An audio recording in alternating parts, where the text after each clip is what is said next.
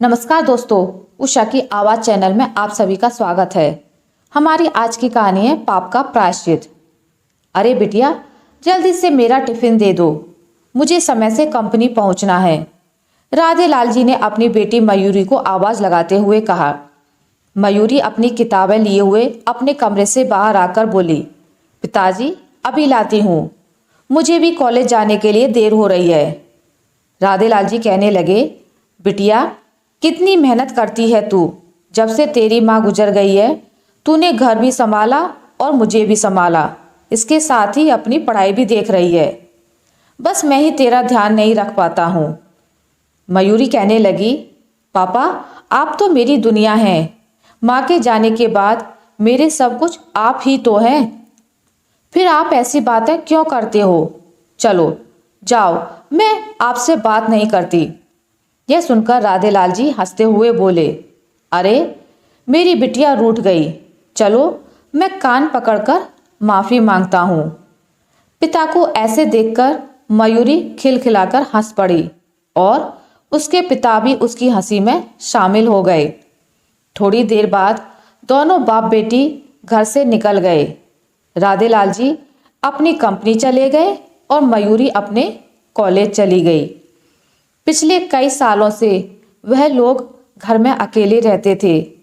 हालांकि घर की गृह स्वामिनी की कमी को कोई पूरा नहीं कर सकता था, लेकिन फिर भी दोनों एक दूसरे का ख्याल रख लेते थे। कंपनी पहुंचने के बाद राधे लाल जी अपने काम में लग गए। वह चपरासी का काम किया करते थे। शाम को कंपनी के मालिक रूप किशोर जी अपने केबिन में बैठकर कुछ जरूरी फाइल देख रहे थे। तभी उसके चपरासी राधे लाल जी केबिन में आए और बोलने लगे, सर मुझे 2 दिनों की छुट्टी चाहिए, मुझे अपने दोस्त के बेटे की शादी में जाना है। यह सुनकर रूप किशोर जी मन ही मन खुश हो गए और तुरंत ही उन्होंने उनकी छुट्टी की एप्लीकेशन पर साइन कर दिया। राधे लाल जी खुशी खुशी बॉस के केबिन से निकले। उधर रूप किशोर जी मयूरी के ख्यालों में खो गए थे। मयूरी राधे लाल जी की युवा होती बेटी थी। एक दिन मयूरी अपने पिता को टिफिन देने के लिए कंपनी आई थी। उसी दिन रूप किशोर जी की नज़र मयूरी पर पड़ी और वह उसकी खूबसूरती पर मोहित हो गए थे। वह सोच रहे थे कि वह अपने पैसे का रौब दिखाकर एक ना एक दिन राधे लाल जी से मयूरी का हाथ मांग लेंगे। इसी कारण से वो राधे लाल जी से विनम्रता से पेश आने लगे थे। उस दिन के बाद से वह इसी फिराक में थे कि किसी तरह से मयूरी से फिर से मिलने का मौका मिल जाए। अब जब उन्हें पता चला था कि राधे लाल जी शादी में शहर से बाहर जाने वाले हैं, तो उनका मन खुशी से खिल उठा। वह सोचने लगे कि कल जब राधे लाल जी घर पर नहीं होंगे, तब वह अकेले में जाकर मयूरी के दिल में अपने लिए जगह बनाने की कोशिश करेगा। सोचते सोचते रूप किशोर की नज़र अपने केबिन में लगी अपनी तस्वीर पर गई। अपनी उम्र के बारे में ख्याल आते ही वह सोचने लगा कि कहीं मेरी उम्र के कारण मयूरी और उसके पिता ने मना कर दिया तो क्या होगा। फिर वह अपने आप को ही समझाने लगा, भले ही मैं 60 साल का होने वाला हूँ, लेकिन मुझे एहसास अभी तो 30 वाले हैं। मैं मयूरी को हर खुशी दूंगा।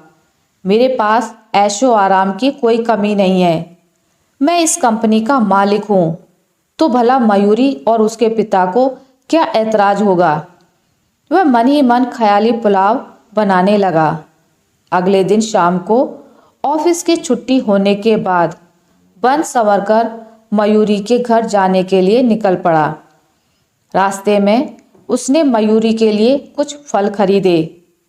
राधे लाल जी के घर के बाहर पहुंचकर उसने दरवाज़ा खटखटाया। दरवाज़ा खुला हुआ ही था। दरवाजे पर आहट सुनकर मयूरी ने रसोई से बाहर की ओर झांक कर देखा। मयूरी ने जैसे ही अपने पिता के बॉस को घर के दरवाजे पर देखा तो वह हैरान रह गई। उस वक्त वह रसोई में काम कर रही थी।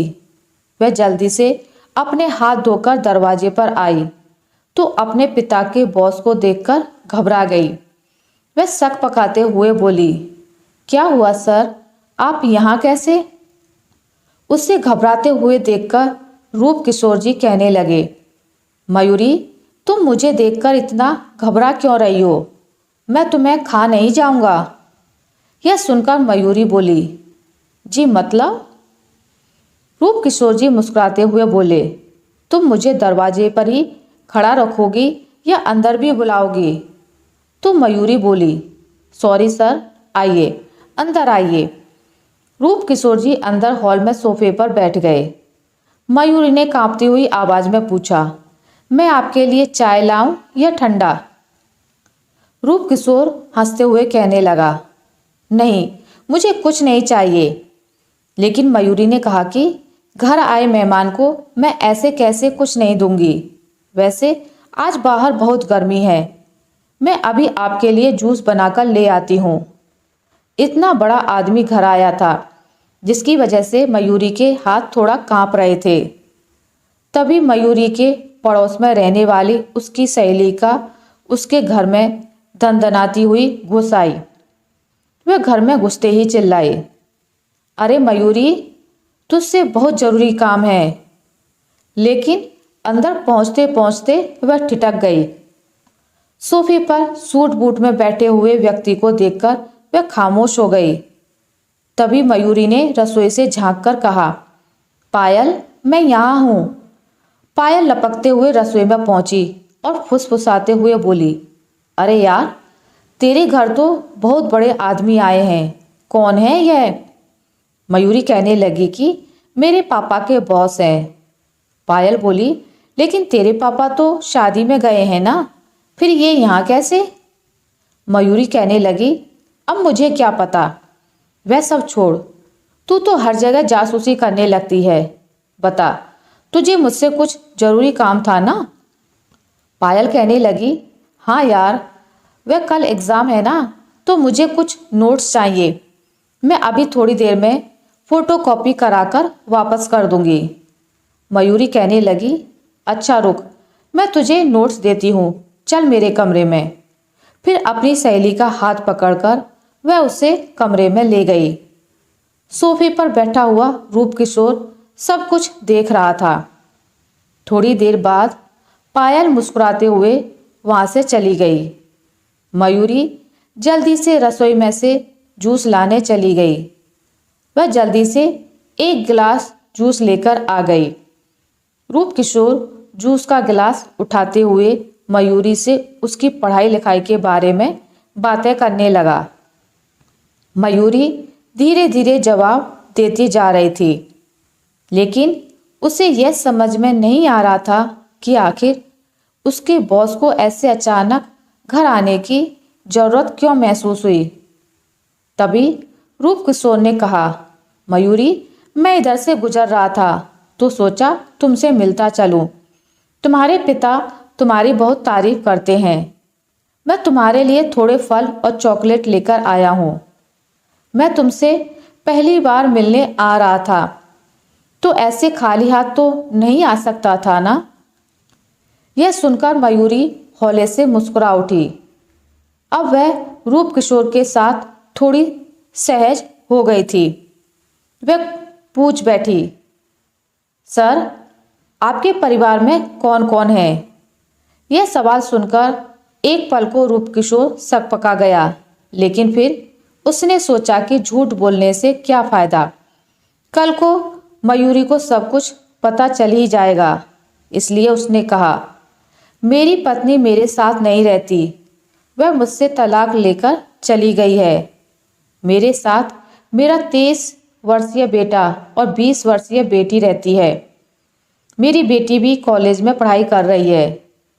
मयूरी ने खुश होते हुए कहा, अरे बाबा, आपकी बेटी भी मेरी उम्र की है। बुरा ना मानो तो एक बात पूछूं? रूप किशोर ने मुस्कुराते हुए कहा, हाँ पूछो। मयूरी ने सकुचाते हुए कहा कि आप मेरे पिताजी की उम्र के हैं, क्या मैं आपको अंकल बुला सकती हूँ? यह सुनकर रूप किशोर मानो आसमान से जमीन पर गिर गया हो। उसके माथे पर पसीना उभरने लगा। अपनी घबराहट को छिपाकर उसने धीरे से कहा, हाँ हाँ, क्यों नहीं। इतना सुनते ही मयूरी खुशी से चहकने लगी और बोली, अंकल, कल मेरी परीक्षा है और पापा तो घर से बाहर गए हैं, तो क्या मैं आपसे आशीर्वाद ले सकती हूँ?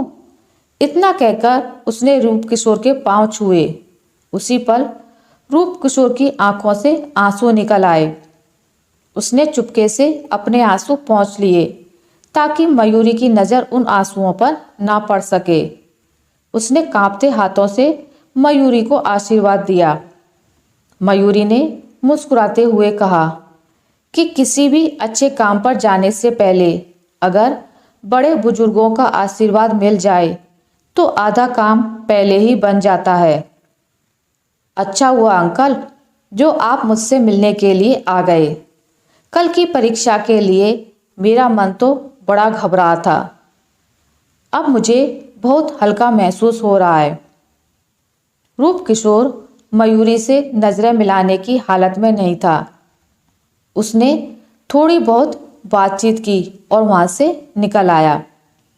बार बार मयूरी के शब्द उसके कानों में गूंज रहे थे, मेरी उम्र तो आपकी बेटी के बराबर है और दूसरा, आप मेरी पिता की उम्र के हैं।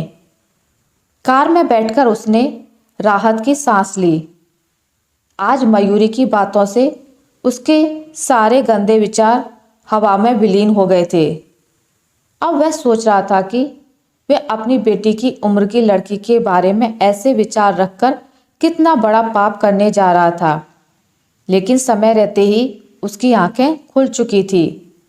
उसने पाप का प्रायश्चित करने के लिए उसने सोचा कि वह मयूरी को बिल्कुल अपनी बेटी के समान स्नेह देगा और उसकी पढ़ाई लिखाई में मदद करके उसके प्रति थोड़ा बहुत फर्ज जरूर निभाएगा। आशा करती हूँ आपको मेरी आज की कहानी अच्छी लगी होगी। अगर आपको मेरी ये कहानी अच्छी लगी है तो इसे लाइक करें, ज़्यादा से ज़्यादा शेयर करें और अगर आप मेरे चैनल पर नए हैं तो इसे सब्सक्राइब करना ना भूलें। मिलते हैं एक नई कहानी के साथ, तब तक के लिए नमस्कार।